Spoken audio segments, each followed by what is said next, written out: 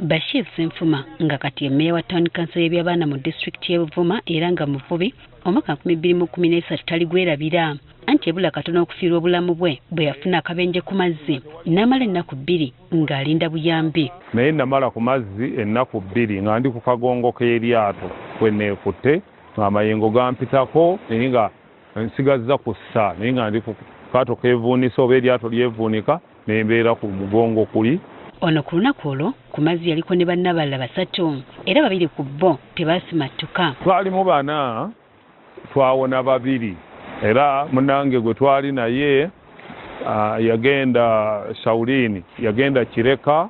Obubenje bw'ekika kino oyinza okugamba nti bwafuuka baana baliwo ku kizinga kino awatali buyambi era abantu bangi bafudde. Bagenda ne babeera Lusinga empewo basanze ku mazzi nga nnyingi nga bali mu binaala ne byekyanga ekinaala kitandika okwedima ne beekubira omulanga naye ng'amaato obuyingini buno bwe tulina obutono tebusobola kutuuka we bali mu budde. Naddala mu myezi nga okuva mu Gw'omusanvu empewo ebeera nnyingi kale nga ebinaala bitikka abantu n'ebintu byabwe ne basanga empewo gye badde batasuubira nga batisse obuzito bungi. Buno si bwe bwokka n'obubenje obuva ku muliro nabwo butuukawo buli kiseera. Amayumba gabadde gajja mu buli budde nga kubanga nze mu ttaamu eno yokka Luwero yakwata omuliro ekizinga ne kisaanawo, Muwamba n'akwata omuliro ekizinga ne kikutulako ekitundu kinene, Alyabaana n'akwata omuliro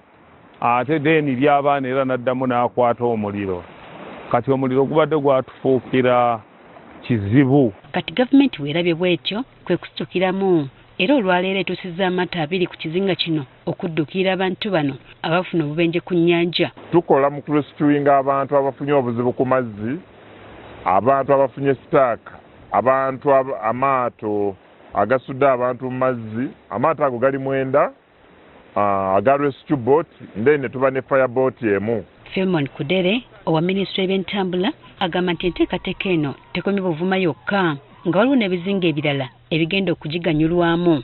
Wano ku Lake Victoria tulina e Buvuma olwaleero wano wetuyimiridde, Ekiyindi tulinawo e Nakawuma awagoba feri, e Masese tulinawo ku mwalo gw'e Masese era yaggwa n'okuzimba byaggwa byonna, tulinawo e Mayuge omwalo baguyita Lwanika, ndeni endala tugirina e Wakiso bayitawo Kazi waggulu wa Busaabala, ndeni ne ku Lake Kyoga ne tubeerayo n'emu eri Panyamolo, ne ku Lake Albert tulinayo 2. Agambye nti mu bitundu ebimu tebannazimbayo bifo bino kyokka nga bali mu nteekateeka. So zino esigadde okuzimbibwa omuli Buvuma, Kiyindi, Mayuge ne Kalangala emisonzi zigenda kutandika okuzimbibwa omwaka ogujja. Okufuna obuyambi buno omuntu alina kumala kukuba ssimu. Bakozese toll free eya 110 okulabika nti bafuna obuyambi singa baba bafunye obuzibu.